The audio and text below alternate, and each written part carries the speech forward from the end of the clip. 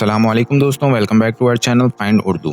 Oyster oyster का मतलब है एक किस्म का समुद्री जानवर जो मोती बनाता है। ऑयस्टर एक समुद्री जानवर है जो शेल में रहता है और इसकी खासियत ये है कि ये मोती बनाता है।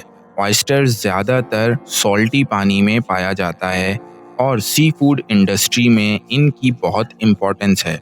ये अपने शेल के अंदर रहते हैं और अपने आसपास की चीज़ों को शेल में फ़िल्टर करते हैं। मोती ऑयस्टर के शेल में तब बनता है जब कोई फॉरेन पार्टिकल उसके शेल के अंदर आ जाता है और ऑयस्टर उसे लेयर बाय लेयर कवर करता रहता है। इस वजह से ऑयस्टर को कुछ कल्चर्स में वेल्थ और प्रॉस्पेरिटी का सिंबल भी माना जाता है। ऑयस्टर से मोती हासिल किए जाते हैं जो कि बहुत कीमती होते हैं। Oyster are known for producing pearls. Oyster मोती बनाने के लिए मशहूर हैं। तो दोस्तों, ऑयस्टर एक समुद्री जानवर है जो मोती बनाता है और शेल में रहता है। उम्मीद है अब आपको ऑयस्टर का मतलब समझ में आ गया होगा। मिलते हैं नेक्स्ट वीडियो में। शुक्रिया।